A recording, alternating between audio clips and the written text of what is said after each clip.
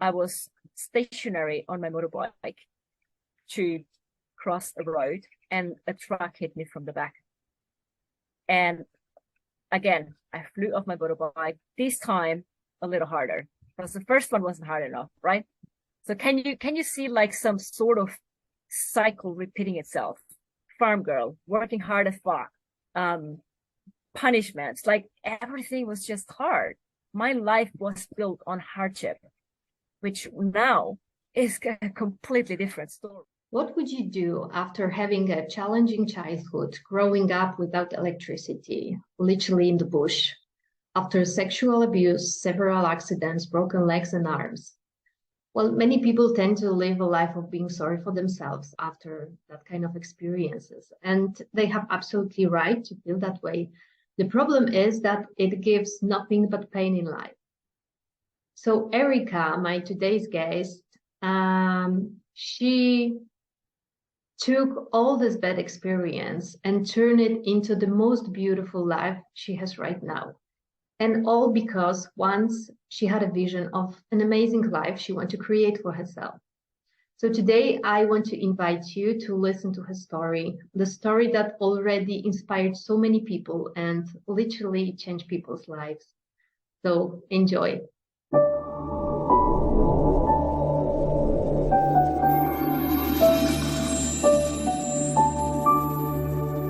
So can you tell a little bit about your story, because it's very inspiring story for me. Like every time I hear it, and I heard it a few times before, but it's always like opened my heart so much. And it's not only my opinion. I know that many other people, women, who hear this story are very inspiring by you, by your story. So yeah, could you tell a little bit about you and the history of you? Yeah, absolutely. First of all, thank you for having me on this incredible interview.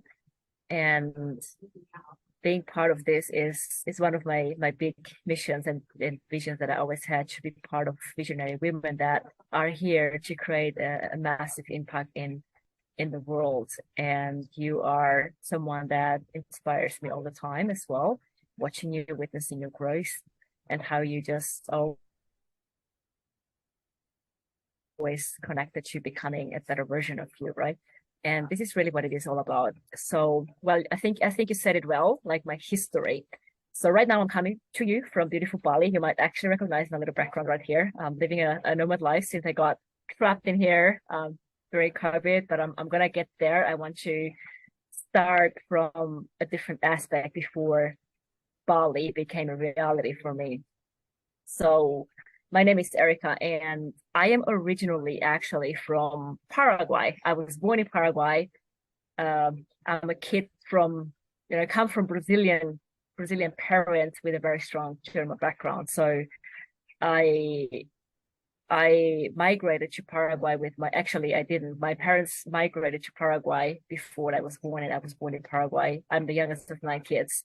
So I grew up in a very different environment and life that I live today, because until I was 14 years old, literally I was a farming girl. We had no electricity, we had absolutely no machines, everything was manually done. So I've done all the hard work that you can possibly imagine in the farm.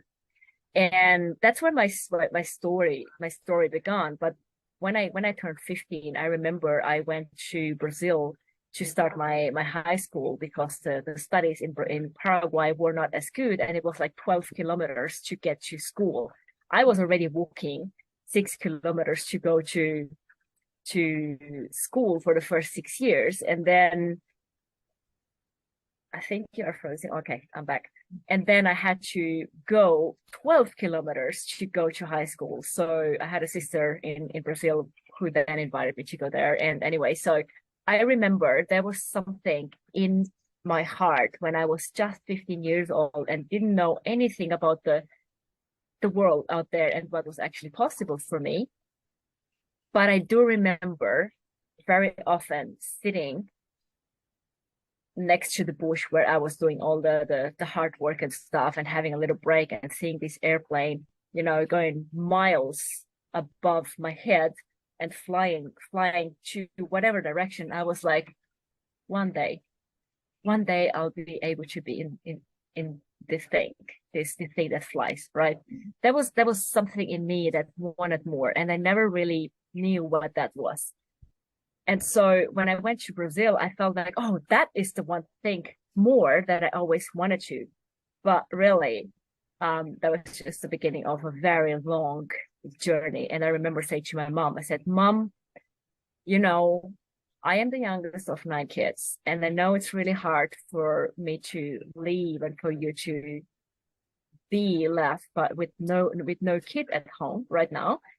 But I guarantee you that one day I will be able to come back and contribute everything that you have done for 9 kids. And that seed that I planted then is always been part of my biggest vision. And it that has put me on a very incredibly hard, I would say, path, because from where I came, it was just like a taboo to go out there, to fly on an airplane, or to travel, or to have a laptop lifestyle. Like none of that. We had no electricity.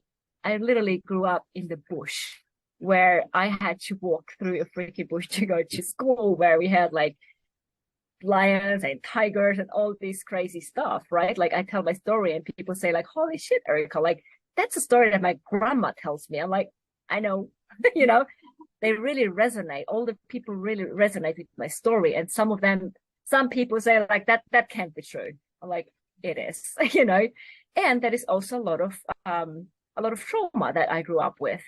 Sexual abuse, physical punishment. My dad is this guy from a very strong German background. I'm the 10th generation, but we still hold a very strong tradition. And my dad was just like, there was no time to have conversations with the kids. So if anything was wrong, anyone cried or anyone pinched or whatever, what's the remedy? The solution is just kneel in a row and freaking everyone's going to get spanked. That was the solution. That's how I grew up, life being hard. And by 15, I was like, I do not want this. I know that it's more out there. I don't know what it is, but this working in the farm, that is not what my soul is happy with. And so I went to Brazil and journeyed through Brazil for like most of my life. The first, I would say, I can't even remember how many years I lived in Brazil, but I lived in 5 different cities. I finished my school, traveled around. Not I just traveled because of different destinations I was guided to, and then went to São Paulo. It's the biggest city in South America, and I did my university there. And then I started in a Italian company that had people calling me. I was receptionist. They called me and they spoke in English, and I'm like, holy crap! Like it feels like it's German, that I'm talking German to them. I could really feel the similarities, and boom, you know what I did? I'm like, I feel like I can learn this language. And if I knew this language, I would be so like seeing better in this business. They would just give me more opportunities. I was just a receptionist, like barely making the money to survive and pay for rent and university. And I'm like, if I just knew English, I could just pick up these calls and it would be so cool, And the speaking English became a massive dream for me. So I planted that seed, and that same year I actually started my university. University was 4 years, but that same day I planted a seed. I said, like, you know what? In 4 years after I graduate, I'm going to leave Brazil. I'm going to go somewhere else where I can learn the language. I want to go to a country where English is the primary language. Mm-hmm.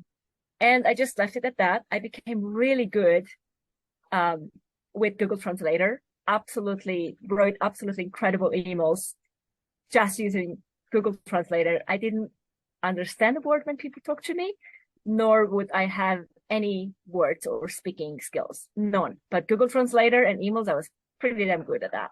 So I kept going with that as long as I could. And then, you know what? That seed that I planted in 4 years, it became a reality. So that's when I packed up everything, got rid of my apartment, and everything else that I had, and got left with 2 suitcases. I'm like, off I go. Left my boyfriend behind. That's another story. But yeah, I just was so ready to take action to go towards what was actually calling me, to become a better me, like to up level my skills, to up level my leadership. And I thought actually I might go to Australia. Australia became the country that I chose. I said, maybe I go to Australia, stay there for 4 months. That was the length of my visa back then.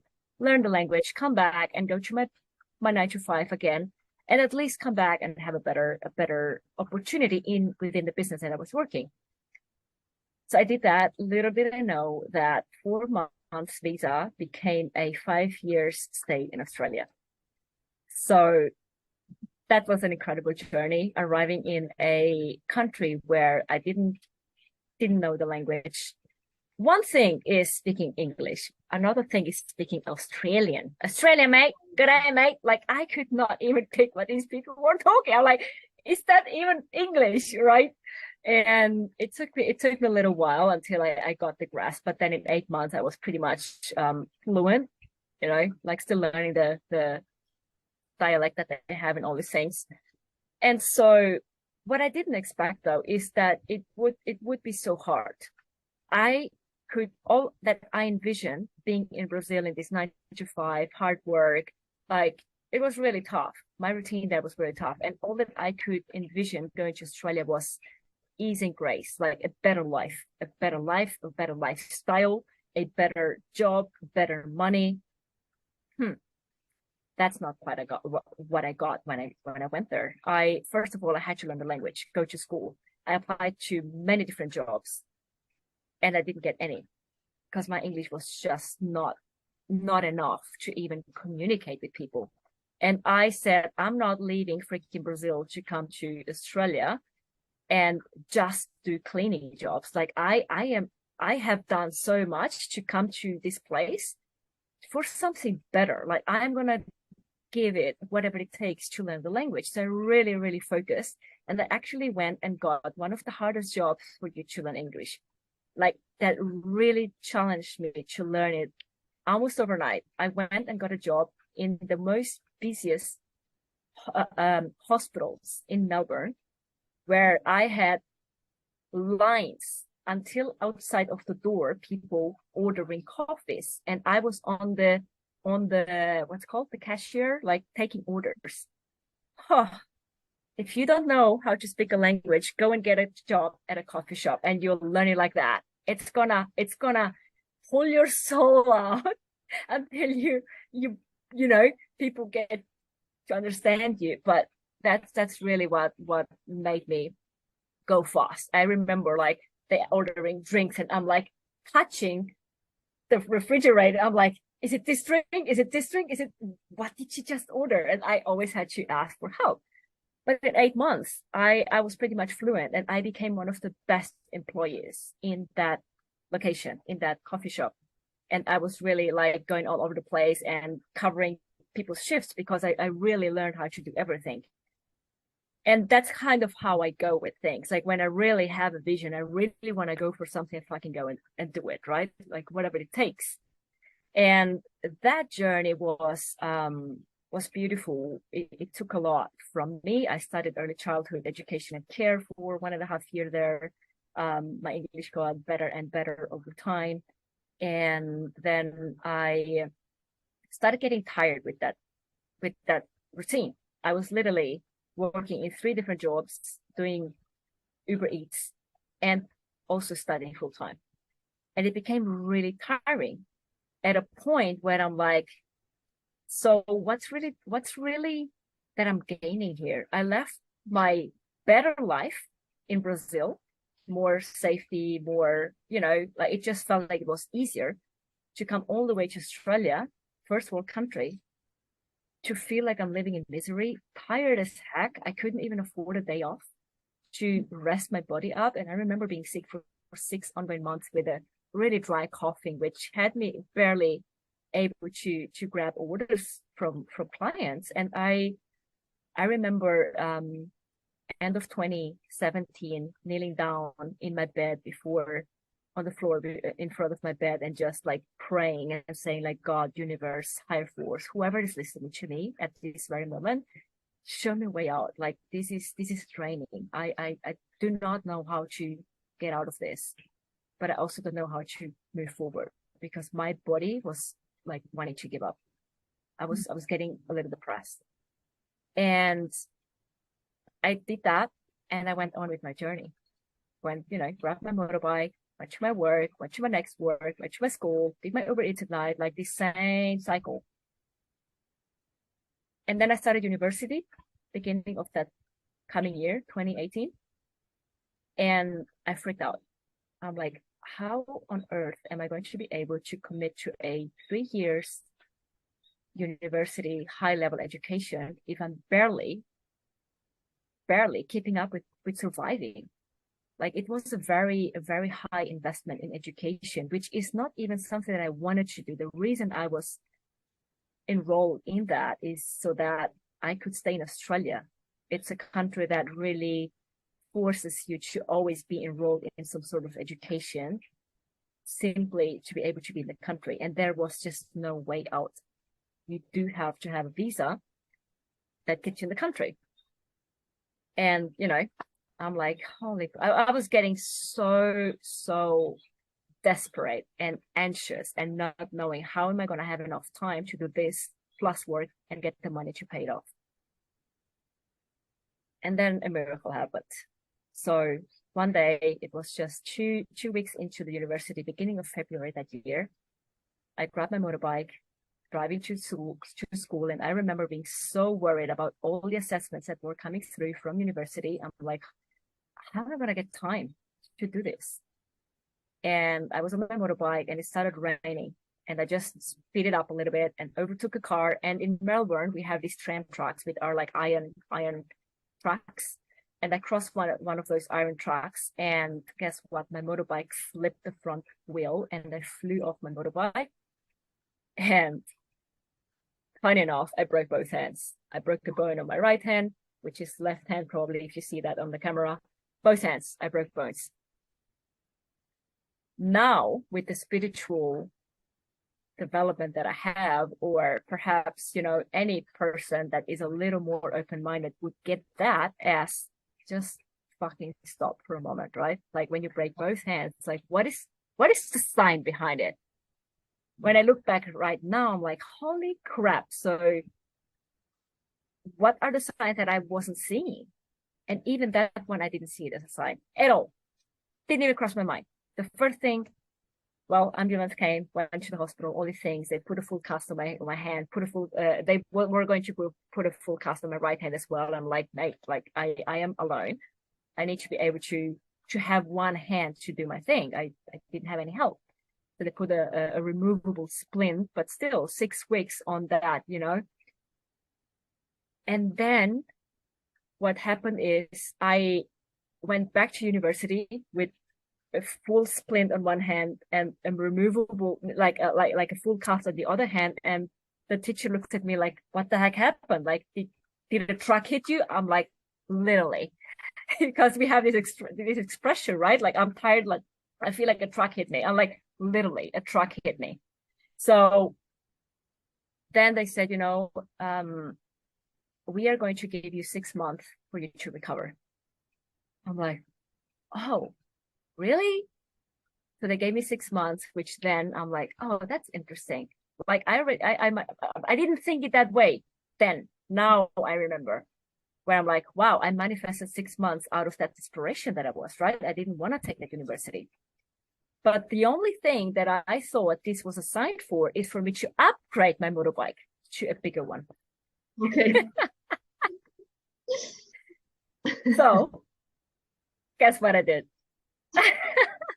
I upgraded my motorbike from 250cc to a 650 sexy Kawasaki. There was I going back to my school and started working as soon as they cut off my full cast. I started going to work with my motorbike. And another episode happened because I didn't wake up with the first one, right? So something had to wake me up. And unfortunately, or very fortunately now, that was a second accident with my new motorbike. It was only 5 days I had this motorbike in my hand. It was not even on my name. I was going home from work feeling quite exhausted because I was still recovering from the first accident and I didn't have my strength back. And I was like full on like working again or trying to see if I could get back to the routine. And driving back home, I was stationary on my motorbike to cross a road and a truck hit me from the back. And again, I flew off my motorbike, this time a little harder because the first one wasn't hard enough, right? So can you see like some sort of cycle repeating itself? Farm girl, working hard as fuck, punishments, like everything was just hard. My life was built on hardship, which now is a completely different story. I still get a few glimpses sometimes where I'm like, okay, I'm just making my life hard again. But having the consciousness of buying out from that now is so important because it's such a deep conditioning and programming that life has to be hard to be worth it. So I catch myself very often, not as often now at all, but on my journey to opening up to my spirituality and my self-growth, I caught myself so many times sabotaging my flows, sabotaging the ease that I actually manifested in my life because I was a match to the hardship. And so that accident put me in hospital for a whole week with spine injury, knee reconstruction, elbow injury, a ton of injuries. And in hospital, I woken up by reading a book that's called You Can Heal Your Life by Louise Hay. That was my first tiny awakening, but it actually was huge. From there, the university gave me another whole semester to recover from that second accident. So here was I, just manifested an entire year out of university, able to stay in the country. But why? Because I freaking went through 2 severe accidents, which was the only way out. I had to change my visa to a medical treatment visa, which then continued keeping me in the country. But then I started breathing again. I'm like, wow. So that's what needed to happen for me to find a way out. But how many of us get sign after sign after sign after sign and don't see them as a way out? I didn't see the first accident as a way out. I didn't see the second one as a way out. I only recognized it once I already had shifted track, when I was already had manifested an entire year out of university and able to go out again, to socialize, to see friends, to go to the beach. And I'm like, oh, that feels better. Is that the life that I can possibly have one day? So that's when I opened up to more, to healing myself, connected to more self-development books, and invested in coaching programs. And I'm like, oh my God, like started understanding all these signs that were given to me and I was ignoring. And I'm like, what else has to happen before I make a shift, right? Like the next accident can kill me, right? Like I better get this one. I better wake up with this one. And so with this accident, so much unraveled. It was one of the biggest blessings I've actually ever had in my life. And that actually is the reason why I'm in Bali today. So it's just funny. Like I'm having all these visions of how the trajectory would have been different if I didn't have those accidents. I would still be grinding in the 9 to 5 and working in childcare centers and doing, what I absolutely hate because I didn't recognize the signs. So I went through is there any question you want to put before I go ahead? Yeah. There is a ton of questions. I went on a roll. Like no, yeah, your story is just so incredible, and Yeah, I thought, yeah, I'm gonna ask this question now, but you keep going, and I am like, oh my God, oh my God, oh my God, and this and this. So, yeah. I Yeah, bet I there wanna, were things you haven't heard about this story because yeah, yeah, there, different angles to exact, it. exactly, exactly. Yeah, I was thinking about how we sometimes have a kind of vision, because you, when you was in Brazil, you had this vision of a better life. So you said that it was, you wanted to become a better version of yourself, but I'm guessing you maybe wasn't thinking particularly like this at those days. You want to just have a better life than you have at this point. So you had this vision and you was so stick to it. And I'm saying this through my experience as well, that we sometimes have this vision, that we are like, we know that we want it, but sometimes life showing us that this is not good for us, like again and again and again.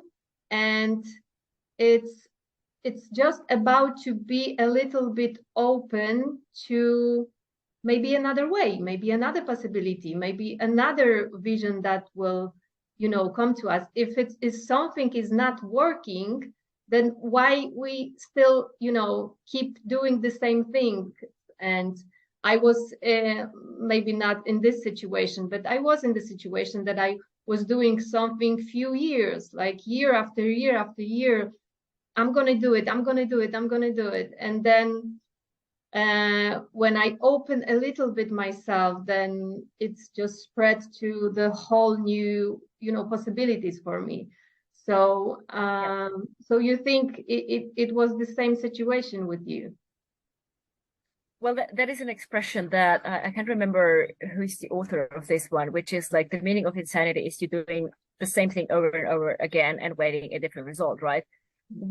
Most of us, we are conditioned to that, to do this. Like we are just deeply programmed that that is just one way. And mostly it's the people that are in 9 to 5 jobs or whatever career you're on. We are so deeply conditioned that that is not more than that.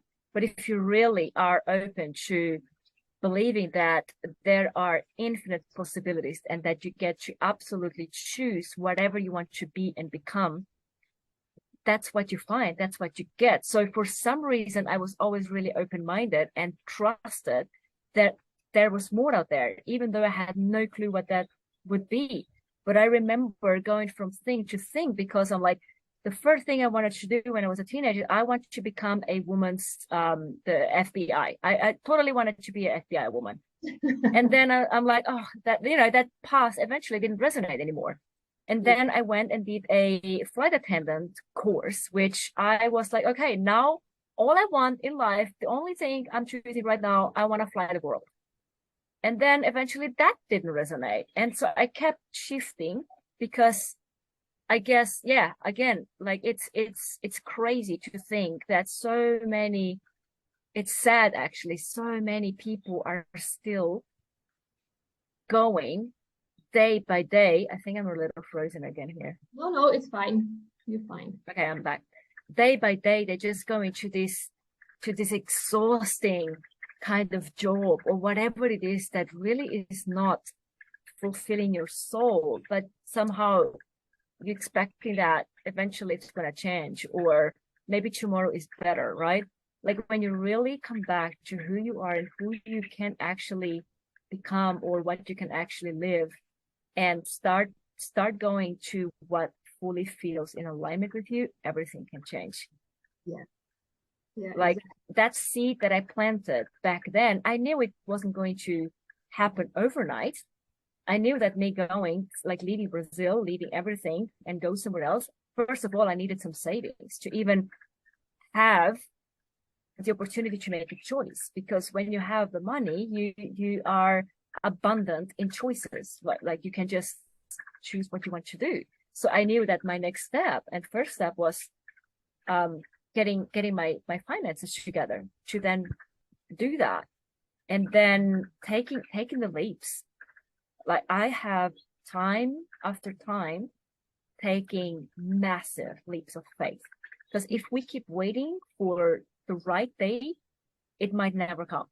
You might always be waiting for the right day. And that is I got a beautiful message in my last ayahuasca retreat where they said, um, I was questioning the medicine. I'm like, so okay, I got this message on day one. So what about this message? So how can we go deeper?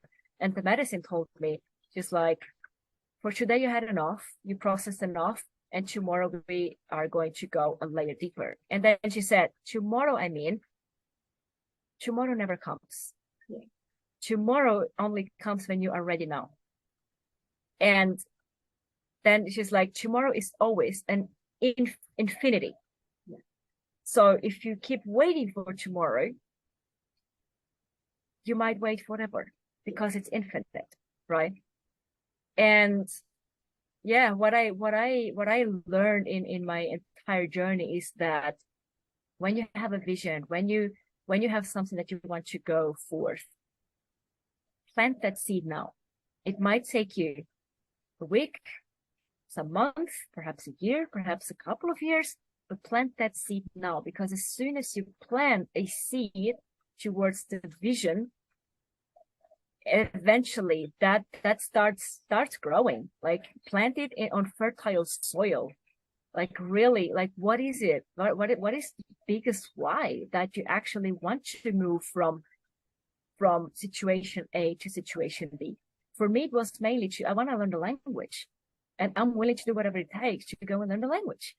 And that put me on such a path. And that's what I say to my beautiful team members in our incredible online business, where I'm like, guys, you will never know what your tomorrow can look like if you don't take the leap now. Like if you don't go for it right now. Like me going to 3 ayahuasca retreats in 2022, every single retreat has opened a portal of infinite possibilities that I could have not fathomed about at the start of the year.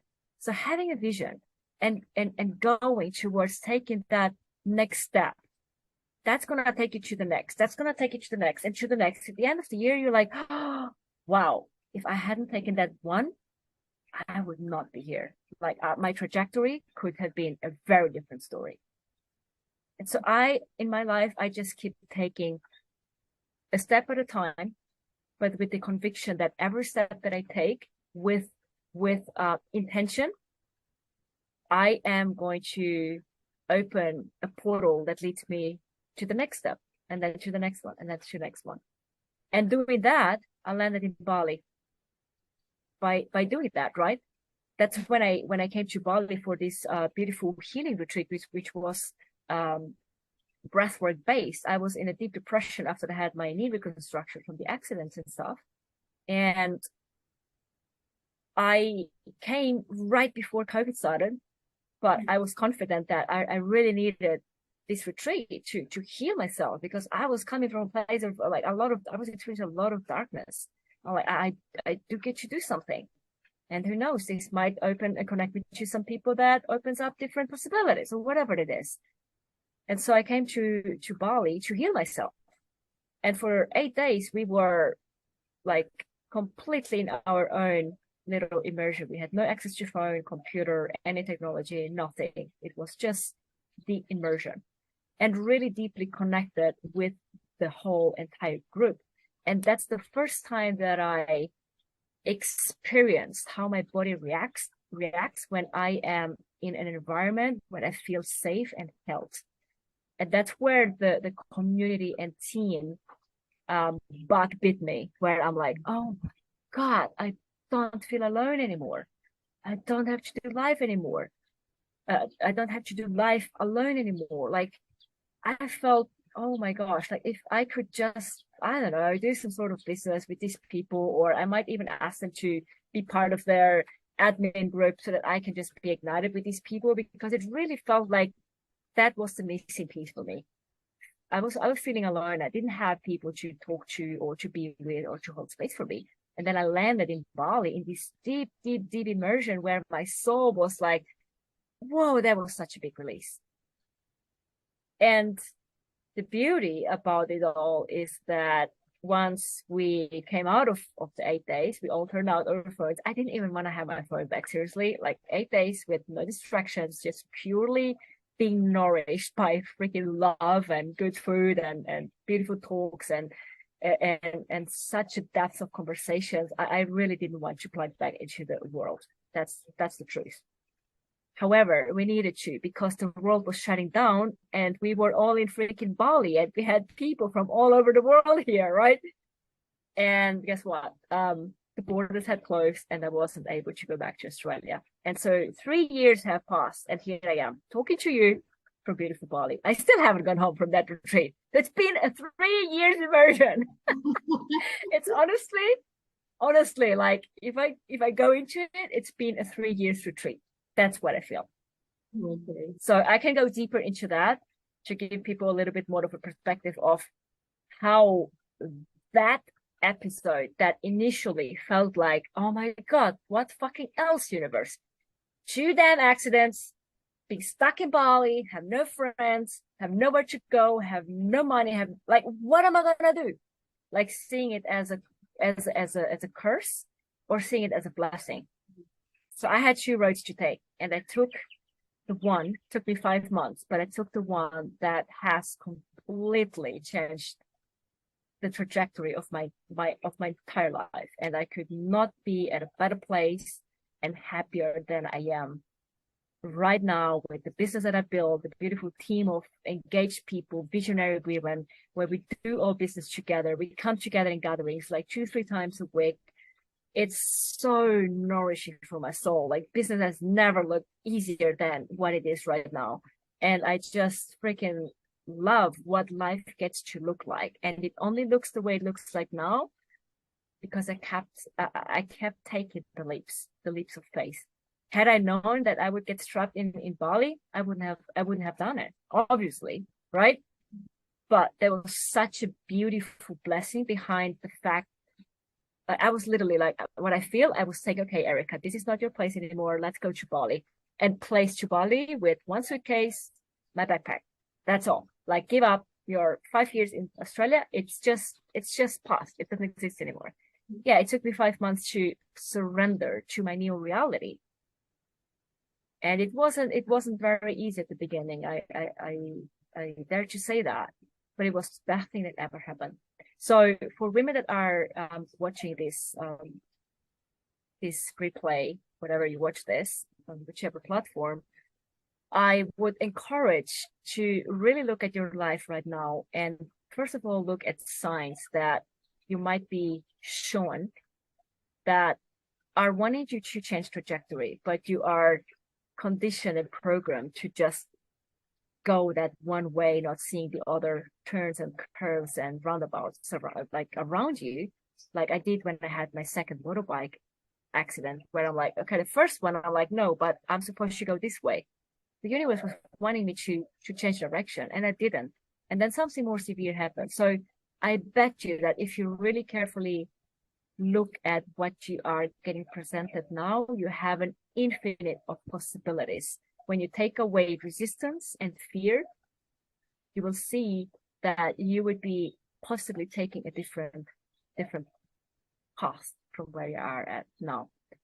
And Well, yeah, can I ask planting you, those. yes, sorry, Erica, can I ask you about what do you think about listen to your body? So I'm not saying like about the big injuries, but I'm saying about this maybe kind of discomfort, something that you feel in your body. How do you feel this is important for us to take it as a lead in some direction? Yeah, I find it very important to connect to our body. And I have a practice that I do, like when I get presented with a opportunity, or if I have to make a big decision, it's like breathing in intentionally and feel, does that breath feel like resistance, or does it feel light? Does it feel exciting? And sometimes you will get a mix of it. And then it's up to you to really connect, okay, what is the resistance? and really identifying whether it's coming from a place of fear and lack, or if it's just because, oh, I just don't know if I do this, like if I might fail, all these things. So really connected, okay, this is my soul's calling. And by me not taking this step right now, what is that going to impact in my life, in my family lives, and in my children's life? Right? Like, what is that one thing that you feel resistant to now that can actually completely change your lineage in so many ways? And feeling whether it is something that you want to do or if it's not. Like, I really tune into my body when I'm like, okay, I made this big decision. I invested this amount in a coach, and I didn't quite know what the whole program would look like. And now that I know, it's not quite feeling in alignment anymore. And I get to choose that this is not what I want to execute anymore. And I honor myself in that decision and present that as, okay, so that was my commitment. This is not in alignment anymore. And I choose to do differently. Right. And when it is, then move forward. But what really helps me is, by me not taking this step right now, just because I'm feeling some fears, some resistance, what is that going to impact? Not only myself, but all the people that are around me. And feel if that is something that's going to make you feel like you want to regret, or you're going to feel some sort of resentment by you not taking that action, or you're going to feel like I'm going to be a failure. So being really, really clear about what is your soul's calling, what is it connected to, what's the vision. And if you feel that's the right path, even if it feels hard, then still go for it. But when you feel like you are derailed, then come back, right? Because so many of us, we're like, okay, this is the path that I want to go. It's scary. It's all this unknowing. Feels like I'm gonna fail. This is the path that I know is gonna bring me the safety, it's gonna give me the paychecks, and all, but I hate it. I don't want to go to my work anymore. I want to go this path. Like, it's this fight between your soul's desire and your mind's conditioning to keep going to the left, which isn't your path. So coming back to yourself and really, really acknowledging and seeing what it is that you want to do. If money wasn't an issue, where would you go? If money was abundant and you could just do absolutely anything, what would that thing be? That's a powerful one. Yeah. And it will most likely bring you back to really what you desire to do. Yeah, that reminds me about my friend. She was very spiritual person, but always in kind of depression, and her body was exhausted because of anxiety and things like this. And she never knew what is it and why is she feeling like this. And one day she realized that every time she think about being a mother, because she was over 30, and like her family, her mom and all the people around asking her all the time, when do you gonna have a baby, when do you gonna have a baby, and stuff like this. And she realized that every time she is thinking about it, and she was thinking about it all the time because people always asking her, she put her body in the stage of anxiety. And once she give up, I would say, of the thought of being a mother, because she didn't want to be a mother.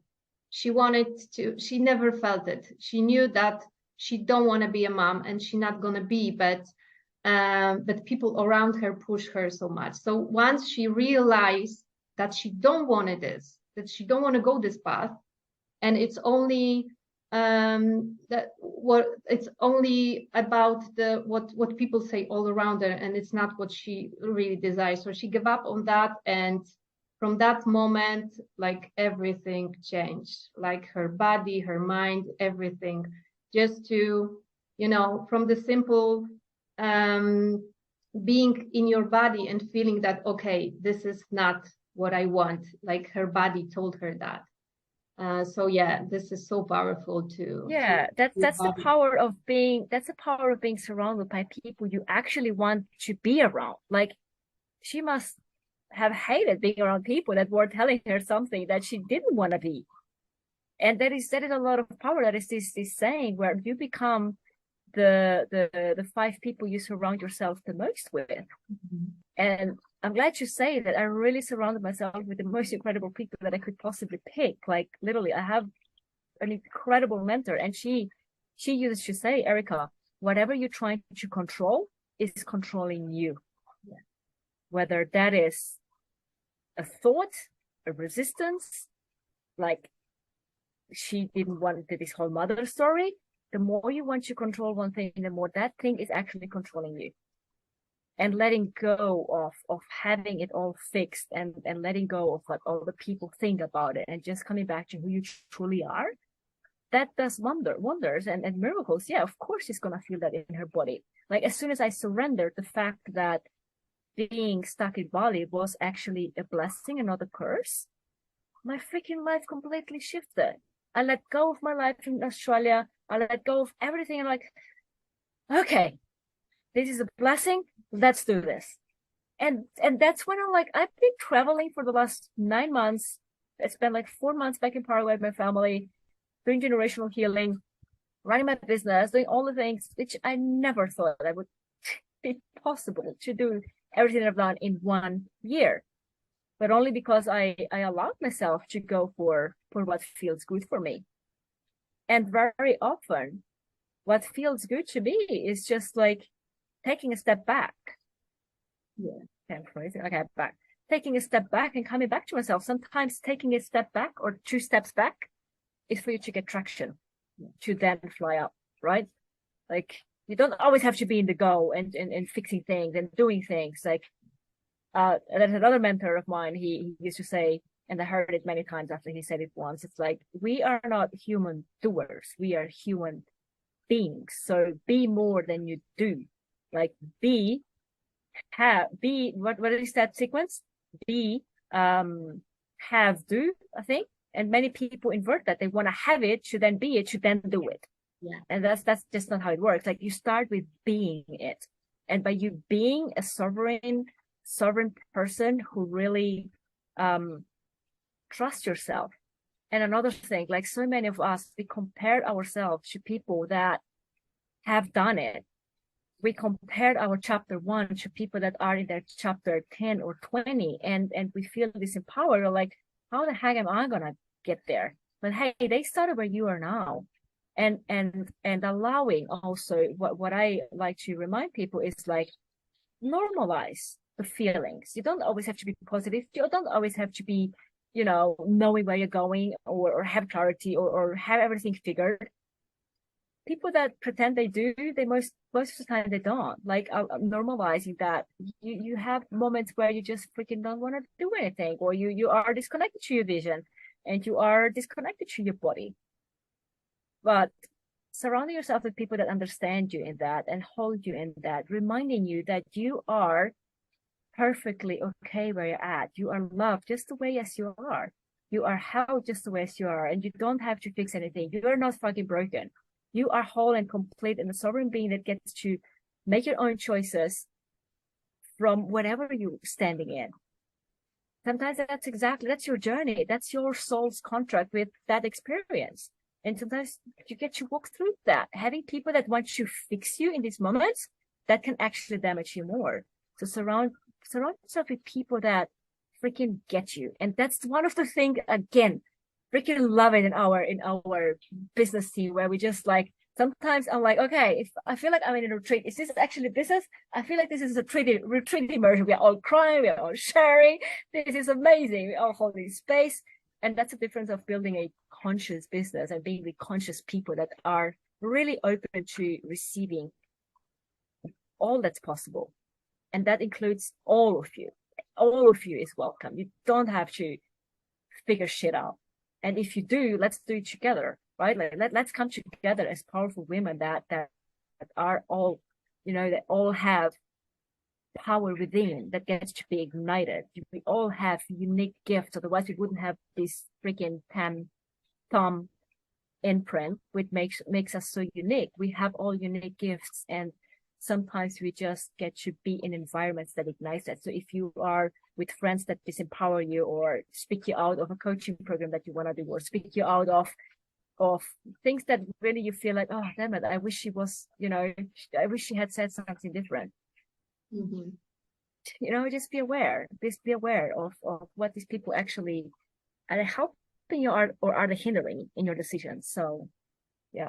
Yeah, and if you're thinking yourself that it's normal and everyone like have those kind of friends, and it's normal to have this powering conversation. So yeah, I need to tell you that it's not, you can have your people, you can have people who actually encourage you, because I was the one who was thinking like this, that it's normal that my partner is not supporting me. Like my friends all got partners who not supporting them, so it's my dad never support my mom, like this is normal.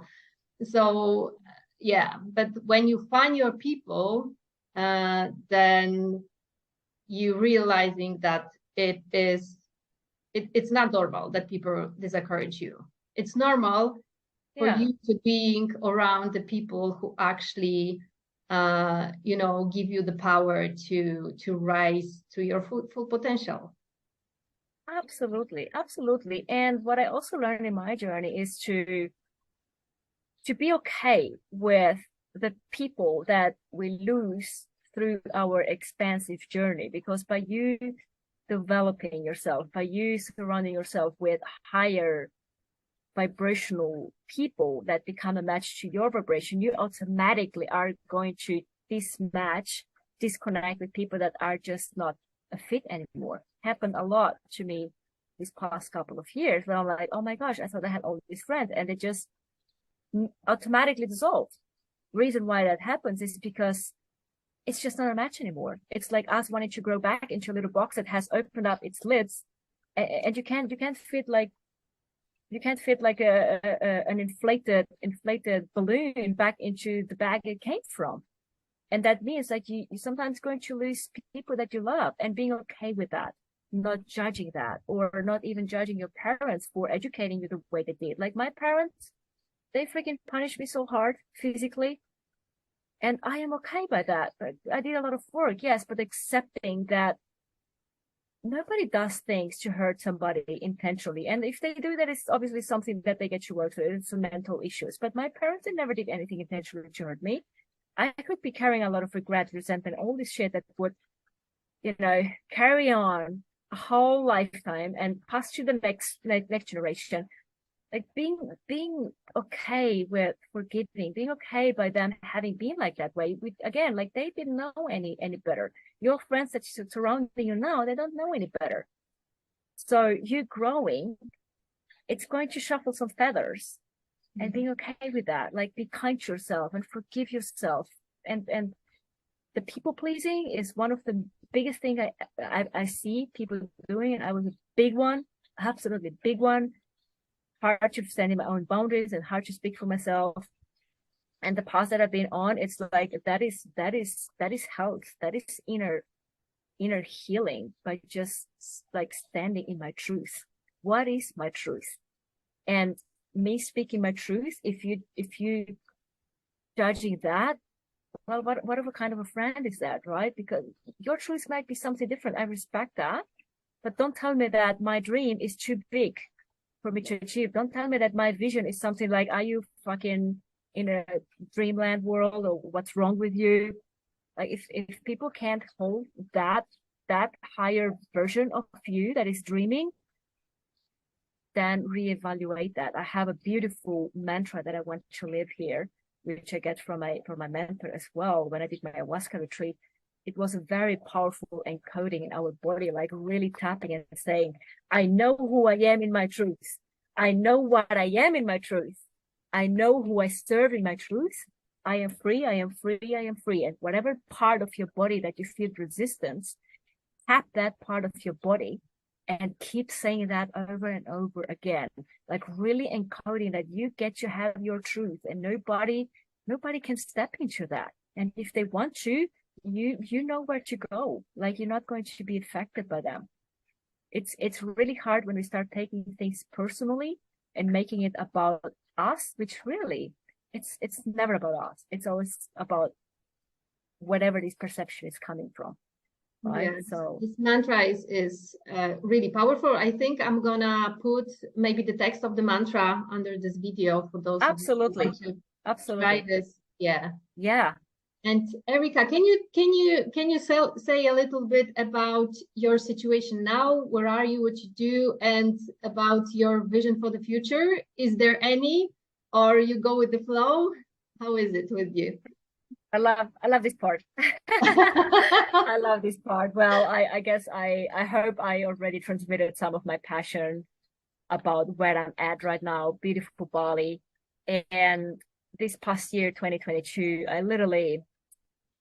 it was my most expensive year I ever had. I invested like literally more than six figure in mentorships. I had the most incredible mentors. I went to a Ayahuasca retreat over across the world in Colombia 3 times, traveled to my family, did a ton of generational healing, have ignited my business in a way that really brings me soul healing. Every single woman that I get to help to build their legacy wealth and do business in such a different way than I was programmed to, like that ignites me in such a way that I'm like, I now understand why I left the farm and here I am doing digital nomad kind of working style, right? Like in Bali, working from anywhere, going to anywhere. Like literally, I wake up every single day able to choose what I want to do, how I want my day to look like. I reprogram my day.